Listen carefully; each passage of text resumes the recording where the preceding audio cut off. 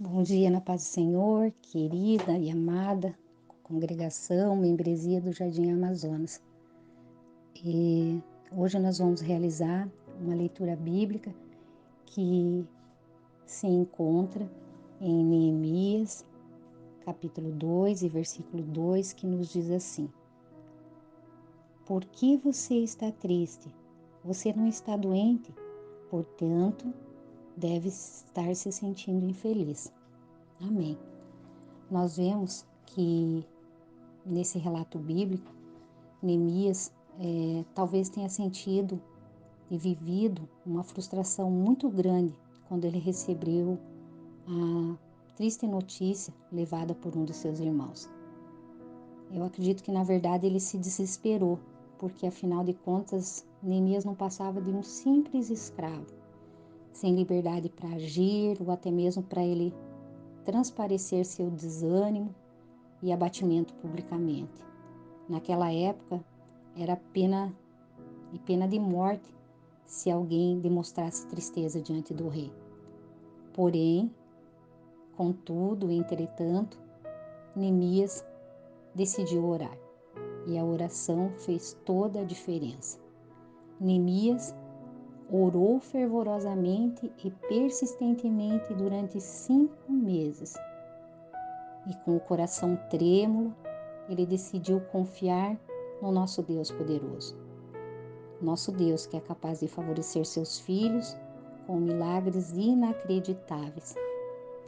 O grande milagre que Neemias precisava ver acontecer era o Senhor trabalhar no coração do rei persa para que ele permitisse sua ida a Jerusalém para reconstruir os muros que estavam destruídos. E isso significava que Neemias teria de se afastar de seus deveres, o que era uma possibilidade naquela época inconcebível, quase remota para um escravo. E não é de se admirar que quando nós lemos o relato bíblico de Neemias 2, que eu li no início dessa reflexão, quando o rei Artaxerxes percebe que Neemias está triste e pergunta: por que você está triste? Se você não está doente, portanto, deve estar se sentindo infeliz. Neemias sentiu medo, muito medo.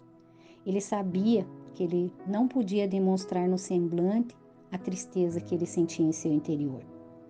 E o fato dessa sua tristeza ter despertado a atenção do rei o deixou muito aterrorizado.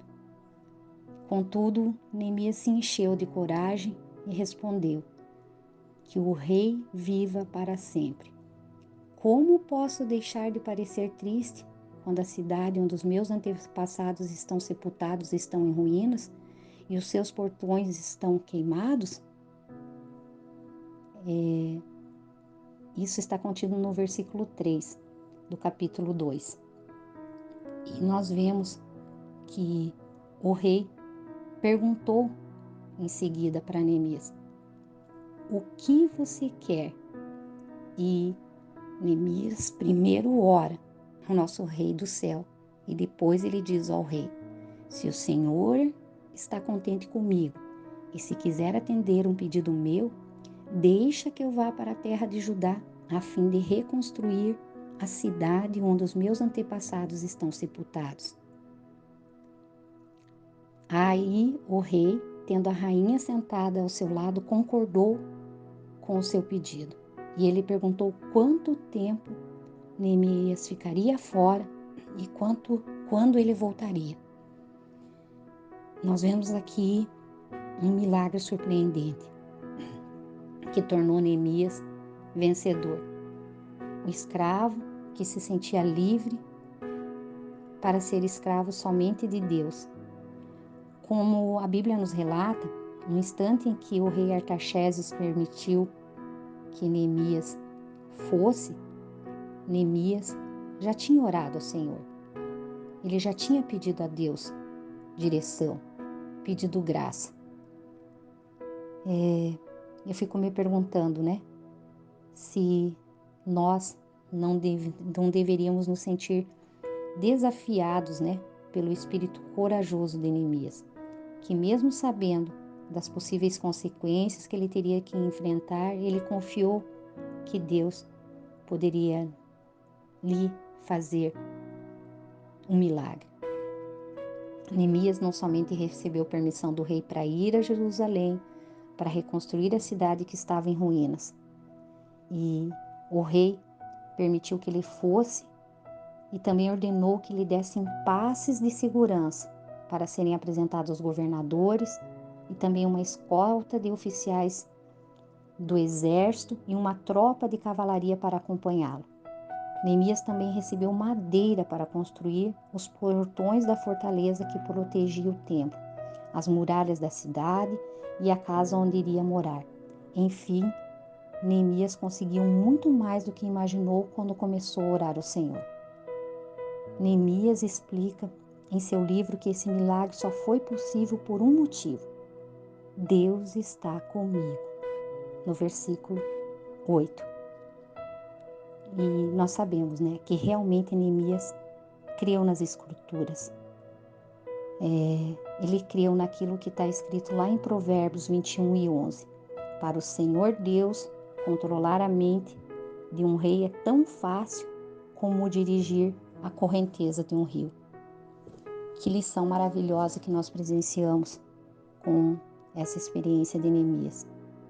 Que lição para que nós sentimos cada dia mais, que a gente venha se sentir motivado e impulsionado a buscar o nosso Deus, que é o Deus do impossível, para realizar o impossível na obra de Deus e para que o impossível seja alcançado na vida de muitas pessoas. Nós sabemos que Neemias é um dos livros que contém mais ensinamentos para os pais, que são os líderes em seus lares. E como líderes em seus lares, os pais e mães devem orientar suas famílias. A postura que Neemias assumiu serve de exemplo a todos que querem oferecer à família uma liderança segura, uma liderança inteligente, empreendedora e também equilibradas. Nós vemos que Neemias, ele agiu de acordo com o que Deus colocou em seu coração. Capítulo 2 e verso 12. Que ele construiu os muros de proteção ao redor de seus patrícios, que ele envolveu a todos no projeto de construção do muro de Jerusalém, conforme o capítulo 3. Então nós vemos que Neemias trabalhou com senso de equipe, de união, e em todo o tempo Neemias se manteve alerta, porque todo o livro de Neemias nós percebemos que ele permaneceu vigilante contra os ataques do inimigo. Neemias não permitiu que o perigo que os ameaçava, a oposição, a ridicularização e as injúrias que sofreu o desanimasse ou o atrapalhassem da construção do trabalho que ele deveria fazer. Neemias não se conformou com a injustiça e agiu contra ela. Neemias era hospitaleiro, ele era generoso e ele se tornou exemplo para outros. Ele era trabalhador e nós vemos que ele concluiu sua tarefa, que foi a construção dos muros. E essa construção se deu em apenas 52 dias. Neemias principalmente encorajava o ensino da lei do Senhor. E ele estimulou o povo a confessar os seus pecados e a adorar a Deus. Mais do que isso, Neemias demonstrou com seu procedimento a obediência a Deus, uma obediência que produz alegrias. Enfim, nós vemos que Neemias precisou de muito esforço, de muito trabalho, de muita vigilância para proteger o povo de Israel e para mantê-lo unido. E mesmo ele sendo alvo de críticas, de zombaria e até de falsas acusações, ele não desanimou. Ele não deixou que tudo isso atrapalhasse a tarefa que ele precisava concluir. Ele trabalhou arduamente e sempre ele trabalhou com integridade. Ele não deu bola para as fofocas. Ele teve integridade, agiu com justiça, com generosidade, e ele se tornou um exemplo a ser seguido por todos nós. Eu diria que, acima de tudo, Neemias não descuidou da necessidade que o povo tinha de alimento espiritual. Ele encorajou o ensino da lei do Senhor, estimulou que todos confessassem seus pecados, estimulou o louvor e a adoração a Deus. As atitudes de Neemias desafiaram os israelitas e demonstraram que quando obedecemos ao Senhor, recebemos inúmeras e surpreendentes bênçãos. Que exemplo vitorioso e maravilhoso é o de Neemias. Um exemplo que todo pai, toda mãe, toda família deve ter, deve aceitar o desafio, seguir o exemplo de Neemias para que tenha uma família em adoração, em louvor e obediente à palavra do Senhor. Amém.